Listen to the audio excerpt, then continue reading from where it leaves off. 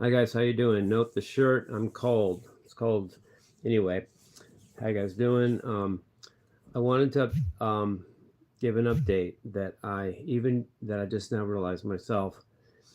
Um, I discovered alternate picking via a dream in 1995, and this is um, uh, let me think.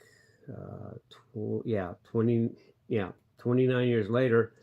I finally found the next technical breakthrough that I have to work on and master. Now that basically I've mastered alternate picking, but I wasn't sh- I wasn't sure when I would master alternate picking, and I didn't know what would be the next thing after that, and I didn't even know if there would be another thing after that. And I thought for a while that there was nothing after it, but I finally figured out what that next thing is. I want to share it with you guys.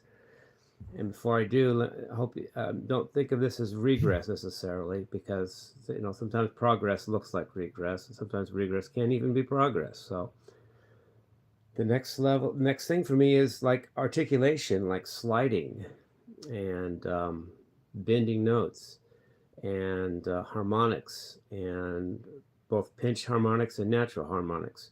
As far as the sliding, both legato slides and non-legato slides. I'll go into what that means in a minute if you don't know, but otherwise, anyway, I will.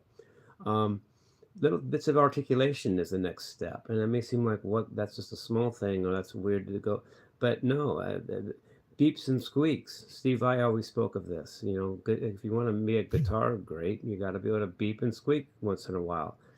And when somebody asked Steve Vai, his hardest challenge, and technically on the guitar, he didn't say alternate picking or tapping or any of that. He said sliding, but staying in tune when you slide into a legato slide, because a legato slide is when you keep your finger pressed as you slide up or down, whereas a non-legato slide is just moving the hand and going to the note up or down that you get to without sliding on the string along the way. And Steve said that his biggest challenge is when he slides, you go out of tune easily because you're stretching, you're pulling, you're either compressing the string or stretching the string, and either way it goes sharp or flat on you very easily. So if you're sliding up an octave, let's say, he said, you can't just slide up straight. You got to bend a little bit when you get to the note, because the sliding will make the string compress and will lower the pitch. So to compensate for that, you have to bend a little to make the intonation right, because make it back, because it tends to go flat. Bending it makes it go a little sharp and evens it out. And then he said the Ingrid Malmsteen's intonation is incredible, and that's not even, he didn't even mention Ingrid's picking or his speed. He mentioned his intonation. Steve did. Um, so that's cool. So that's what I'm working on.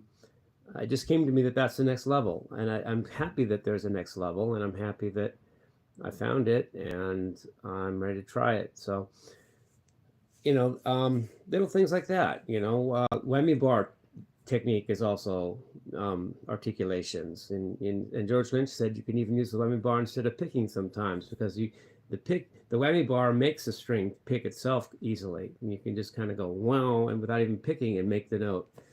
And so vibrato, there's actually vibrato and string stretching, two separate things.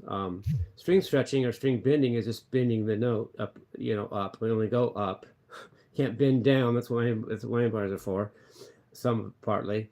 But making the note vibrate in pitch. It could even be done without string stretching, just with a regular note, or you can bend it and then do the whammy. I mean the vibrato, and all bend. Make the pitch warble once you bend.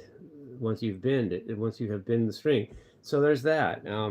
And only that, they call reverse, some people call reverse bends when you bend first and bring the note back down to pitch.